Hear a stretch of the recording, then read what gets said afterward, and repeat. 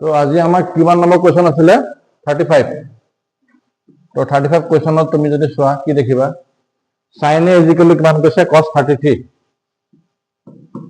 sin a কিমান কৈছে cos 33 এই কোনটো 90 ডিগ্ৰীতকৈ সৰু বুলি কৈছে আৰু এই মানটো কিমান হ'ব দিছে a মানে কিমান আমাক কুৱেশ্যন দিছে হেতু তো আমি কি কৰিব পাৰো sin a এইটো দৰকাৰ নাই cos টো সমিছোৱা cos টো চোৱা cos 33 মানে আমি কেনেকৈ লিখিব পাৰো sin 90 ডিগ্ৰী minus 33 লিখিব পাৰো মনত পৰিছে ফৰ্মুলা কি আছিলে cos theta কিমান হ'বগে sin 90 ডিগ্ৰী minus theta হৈ যায় বুজি পালো তো sin 90 পৰা 33 গলে কিমান থাকিবগে ইয়াৰ পৰা 10 পৰা 3 গলে কিমান থাকিবগে 10 পৰা 3 গলে কিমান থাকিব আৰে ইমান 7 9 পৰা 3 9 নহয় কিমান থাকিব 8 পৰা 3 গলে কিমান থাকিব 5 তাৰ মানে cos 33 মানে আমি কিমান পালোগে sin 57 হয় না তো এটো আঁতৰি যাব এতিয়া বুজি পাইছো এটো আঁতৰি গলে কি হ'বগে sin 57 তো আমাৰ কম্পেয়াৰিং কৰিলে তুলনা কৰিলে এই লগত কি মিলি গল 57 আছে এইটো 57 হৈ গল বুজি পালো trigonometry 2 3টা 4টা মান এমসিকিউৰ ভিতৰত আহিব দেই এটা চোৱা a tan theta কিমান কৈছে x 36 a tan theta কিমান কৈছে x আৰু এটা কৈছে b cot theta y b cot theta কিমান কৈছে y এটা আমাৰ কি কৈছে x y মান কিমান হ'ব এটো x আৰু এটো হৈছে y x y পূৰণ কৰিব লাগে মানে x y মানে কি এটো তো a tan theta into b cot theta হৈ গল cot theta টোক তুমি কি বুলি লিখিব পাৰিবা cot theta টোক কি বুলি লিখিব পাৰিবা 1/tan theta হয় না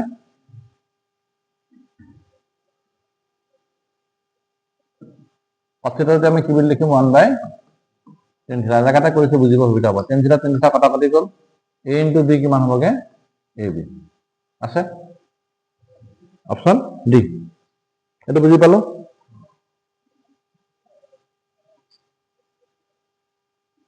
কিমান আছে 37 কি লিখিছে ইয়াতে 37ত যদি এটা বিন্দু p পৰা o কেন্দ্ৰযুক্ত এটা বৃত্তৰ p আৰু pb স্পৰ্শককেইডালে পৰস্পৰ 80 ডিগ্ৰী কোণত 82 ডিগ্ৰী কোণত হালি থাকে তাৰমানে po এৰ মান আমি এটা বৃত্ত আঁকিলো p পৰা আহিব ক পৰা আহিব p এটা বিন্দু p পৰা p আৰু pb p a p b এখন দেখা হৈ গ'ল এটো আনডু কেনেকৈ কৰে মই অথনি যে টুলটো যে আছিলে হেতু লোৱা হলে ভাল আছিলে এটো কেনেকৈ কৰিছিলে ষ্ট্ৰেট লাইনটো পাহৰি থাকিলো এইটো আছিল নেকি না হয় তো মই ইয়াৰ পৰা যেনেকে নাপানো কিয় সিধা হ'ব নহল এটা নাছিল জানো তলত তো একোৱে নাই হ'ব তো পিছত বুজাম এটা হেকাল বুজাই থাকিলে হৈ গল এটো কিমান ডিগ্ৰী কোণত আছে 80 ডিগ্ৰী হল এটো হৈছে সেন্টাৰ তো ইয়াৰ পৰা যিডাল যায় সদায় 90 ডিগ্ৰী হ'ব ইয়াত কোণ হয় না স্পৰ্শক আৰু ব্যাসাৰ্ধৰ মাজত সদায় 90 ডিগ্ৰী কোণ হ'ব হল ইয়াত 90 ডিগ্ৰী আছে ইয়াত 90 ডিগ্ৰী আছে তো এইডাল মই জয়েন কৰি দিলো এটো কি আছিল ও সাপোজ ও এফালে আছে a এফালে আছে b যেহেতু এমসিকিউ বহুত সময় খৰচ কৰিব ইয়াত নালাগে p o এ মান লাগে p o a অর্থাৎ এই কোণটোৰ মান আমাক লাগে তো সিম্পল কথা যদিহে এনেকুৱা কন্ডিশন হৈছে তোমালোকে কৰি পেলাই দেখাবলৈ হলে বেলেগ কথা নিয়াত চোৱা এডাল হৈছে সাধাৰণ বাহু স্পৰ্শকৰ দৈৰ্ঘ্য সদায় সমান থাকে এডাল সমান হৈ গল হল স্পৰ্শকৰ দৈৰ্ঘ্য সমান থাকে আৰু তাৰ পিছত আমাৰ কি গম পাইছো ও এ আৰু ও বি সমান থাকিব কিয় সমান থাকিব একে বৃত্তৰ ব্যাসাৰ্ধ গতিকে এস এস এস মতে আমাৰ কি হৈ গল হেতি সবাংগহম হৈ গল সবাংগহম হৈ গলে আমাৰ কি হৈ যাব এটো ট্যাঙ্গুলাৰ প্ৰতিটো অংশ মিলি যাব তাৰ মানে এতিয়া এই কোণ এডাল বাহুৰে তাৰমানে এই দুটা কোণ কি হৈছে সমান টোটেল আছিলে কিমান ইয়াৰ পৰা লাগে কিমান আছিলে 80 ইয়াৰ পৰা লাগে কিমান আছিলে ইয়াৰ কালাৰটো কি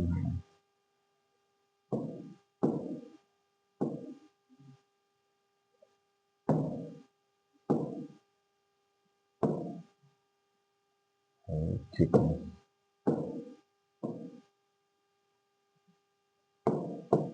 ইয়াৰ কালাৰটো কিমান আছিলে 80 সৰি কালাৰ কোনটো আছিলে 80 তো আধা আধা হৈ যাব তাৰমানে ইয়াত 40 হ'ব ইয়াত 40 হ'ব আচ্ছা এইটো কোনটো আমি জানোৱে এইটো কোন নহয় এইটো কোন আমি জানোৱে 90 ডিগ্ৰী হয়নে তো 90 আৰু 40 কিমান হ'বগে 130 130 তো এইটো কোন কিমান হ'বগে 180 পৰা বাদ দি দিম যিমান থাকিব সিমান 50 ডিগ্ৰী বুজি পাইছো না কথা হৈছে তো 50 ডিগ্ৰী এইবিলাকৰ বোৰ্ডবিলাকৰ বৰ ঝামেলা কৰে হেৰি হা 37 38 কি আছে এইটো জাগা সহজ মনত পৰিছে আৰু দেখাত এটা বৃত্তৰ কেন্দ্ৰত কোনটো ডিগ্ৰী মাৰ্ক কিমান আছে থিতা বৃত্ত কলাটো চাপৰ দৈৰ্ঘ্য মই কি কৈছো চাপৰ দৈৰ্ঘ্য হয়নে এইখিনি জাগা চাপৰ দৈৰ্ঘ্য কাৰণে কি কৈছিলে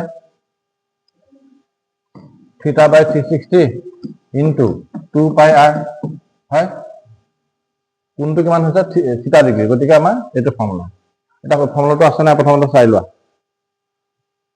এইটোত আছে নে নাই সেকেন্ডটোত আছে নে ইয়াত দুইটো নাই হয়নে দুইটো নাই তলত 360ও নাই তাৰমানে কি বুজি পাইছো দুয়ে দিয়া কিমান যাব 180 বাৰ যাব হয়নে এটা মিলি গ'ল ওপৰত কিমান হৈ গ'ল থিতা তলত কিমান হৈ গ'ল 180 ইনটু পাই r ইয়াত কি লিখিছে থিতা পাই r হৈ গ'ল তো এইটো শুদ্ধ কৰা 270 তো হ'বই নোৱাৰে 360 লিখিছে কিন্তু ইয়াত 2 নাই 2 পাই r নাই গতিকে অপচন কি হ'ব ইয়াত বি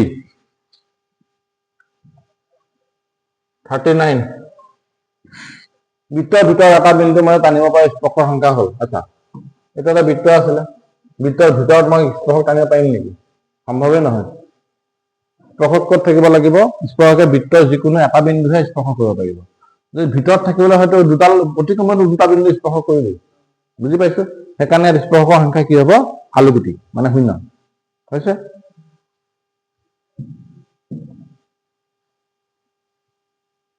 40 কি কৈছে চোৱা এটা বৃত্তৰ পৰিধি কিমান কৈছে 22 সেন্টিমিটাৰ পৰিধি মানে কি সাৰ্কামফাৰেন্স বা এই চাৰিসীমাটো কিমান কৈছে 44 সৰি 22 ইয়াৰ ফৰ্মুলা কি আছিলে 2 পাই r কিমান আছিলে 22 হৈ গ'ল এতিয়া পাই মান কিবা কৈছে নেকি এটা একো কোৱা নাই হ'ব প্ৰব্লেম নাই 2 পাই মানে কিমান হ'ব 22/7 ইনটু r কিমান হৈ গ'ল 22 হ'ল এফালে ওপৰত 22 এফালে তলত 22 খতম হৈ গ'ল r কিমান হ'ব r কিমান হৈ গ'ল 7 তলত হৈ গ'ল 2 দেখাতে কিমান পালো 7/2 হ'ল দেখাটোলৈকে আমি গ'লো এতিয়া কি ওলাব দিছে এৰিয়া বৃত্তটো এটা চুকৰ কালি এটা চুক মানে কিমান এইটো জায়গা বুজি পাইছো এই জায়গাটো কালি উলিয়াবলৈ হ'লে আমি গোটেই বৃত্তটো কালি উলিয়াবলৈ 4 ভাগে ভাগ কৰি খতম হৈ যাব গোটেই বৃত্তটো কালি কিমান হ'ব পাই r স্কয়াৰ গোটেই বৃত্তৰ কালি কিমান হ'ব পাই r স্কয়াৰ বলে কিয় নাযায় মই সেই বস্তুটো কালি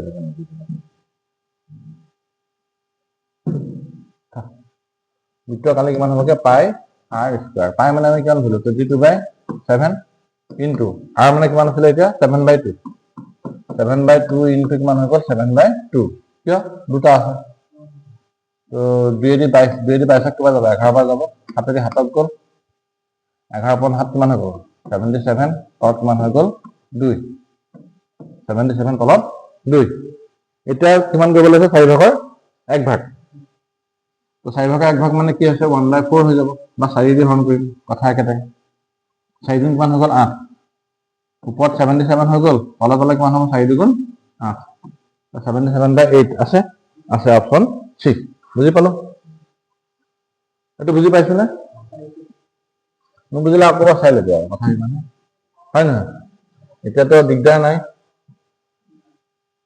বুজি নাপালো বুলিও ক'ব নোৱাৰিবি এতিয়া কাৰণ ৰিপিট চাব পাৰিবি হয় নহয় এটা গোলকৰ আয়তনৰ পৃষ্ঠকালি সমান গোলকটোৰ ব্যাস এতিয়া আয়তন আৰু পৃষ্ঠকালি দুটা ফৰ্মুলা লাগিব। পৃষ্ঠকালি আয়তন ফৰ্মুলা কি আছিলে?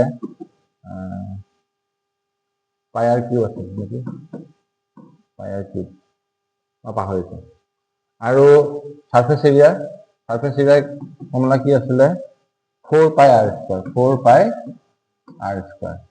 4/3 পাই আৰ কিউব আছিলে নেকি? 4/3 পাই আৰ কিউব বুজি পাইছে না? নাই পোৱা। 4/3 পাই আৰ কিউব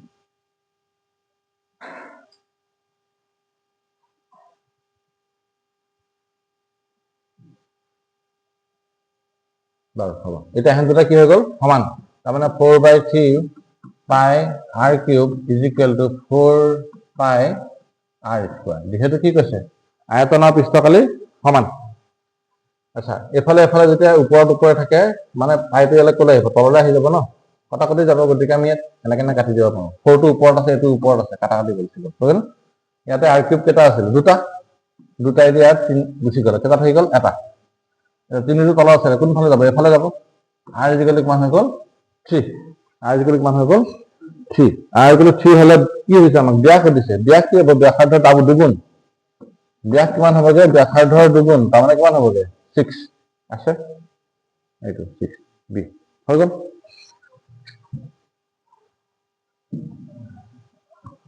হা কিবা কৈছা?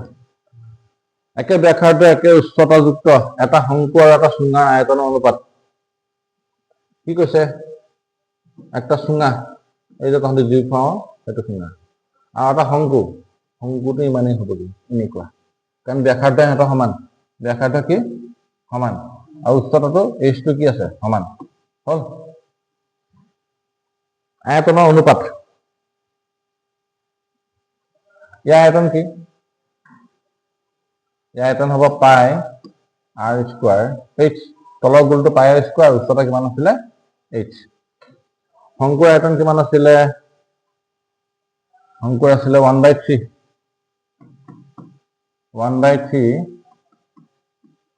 পাই আৰ স্কয়াৰ এইচ। হৈ গ'ল?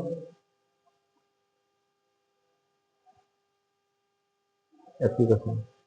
এটা শংকু এটা চুঙা আয়তন অনুপাত। প্ৰথমতে শংকুৰ কথা পাতিব লাগিব। শংকু কিমান আছিলে? ইমান। চুঙা কিমান হৈ গ'ল? ইমান। প্ৰথমতে শংকু কৈছে নহয়, গতিকে শংকু প্ৰথমতে হ'ব। তাৰপিছত তলত কি হ'ব? চুঙা। পাই আৰ স্কয়াৰ খতম কৰি দিম। এই দুটা কুৰিয়ে গ'ল লগে। কি থাকিলে? 1/3। তো ইয়াত যদি অনুপাতত লিখো কেনেকে লিখিম? 1:3। বুজি পালো? এইটো কথাত কি কথা মনত ৰাখিব লাগে? আয়তন কিবাটো জানিবই লাগিব। লগত কি কথা মনত ৰাখিব লাগে? প্ৰথমতে কাৰ কথা কৈছে? প্ৰশ্নত এনেকৈ থাকিব 3:1, 1:3 আৰু 3:1, মানে 1:3, 3:1 এনেকে থাকিব পাৰে। তো কোনটো শুদ্ধ? এটা কনফিউজ লাগি যাব ন? গতিকে তুমি প্ৰথমতে চাব লাগিব শংকুৰ কথা কৈছে। তো শংকু প্ৰথমতে লিখিব লাগিব। তাৰ তলত কি লিখিবা? চুঙা। বুজি পালো? তো এইটো মতেদি কিমান আহিব? 1:3। এইটো দেখিছা আছে।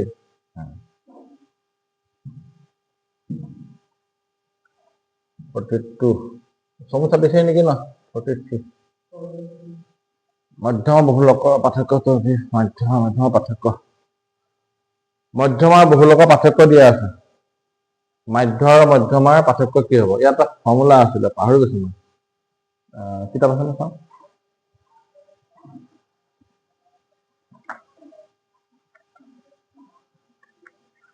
মাধ্য ক'ত গ'ল?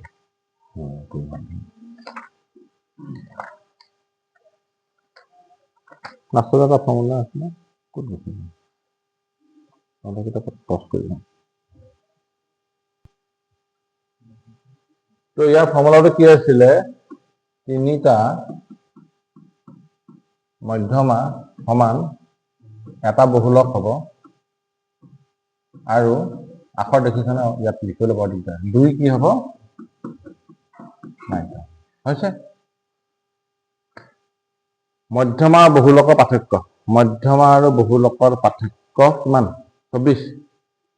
মাধ্য আৰু মধ্যমাৰ পাৰ্থক্য।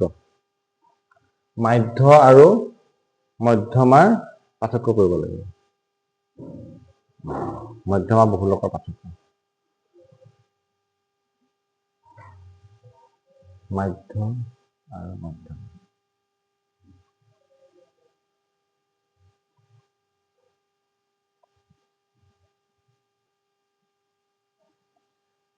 এই মধ্যমাটোক তোমালোকে দুভাগ কৰি দিয়া 2 মধ্যমা যোগ মধ্যমা তাৰমানে এই দুটা মধ্যমা এটা মধ্যমা হল সমান কি হৈ যাব বহুলক যোগ 2 মাধ্যম হল এটা তোমালোকে মধ্যমাটো এটা ৰাখা এইটো বহুলকটো এফালে লৈ আহা বহুলকটো এফালে আহিলে কি যাব মাইনাস হৈ যাব এইটো 2 মাধ্য এইটো এফালে লৈ যোৱা কি হৈ যাব 2 মধ্যমা হ'ল এতিয়া মধ্যমা পৰা বহুলক মাইনাস কৰিলে মধ্যমা পৰা বহুলক মাইনাস কৰিলে কিমান হ'ব 24 ইয়াত 2 টো কমন লৈ লোৱা কি থাকিলে মাধ্য মাইনাস মধ্যমা মাধ্য মাইনাস মধ্যমা আমাক উলিয়াব দিছে গতিকে 2 টো এফালে লৈ আহিম 2 টো এফালে লৈ আহিম কি হৈ যাব হৰণ হৈ যাব 2 দি 24 কেইবাৰ যাব 12 বাৰ তো ইয়াৰ আনসাৰ কি হৈ যাব 12 হৈছে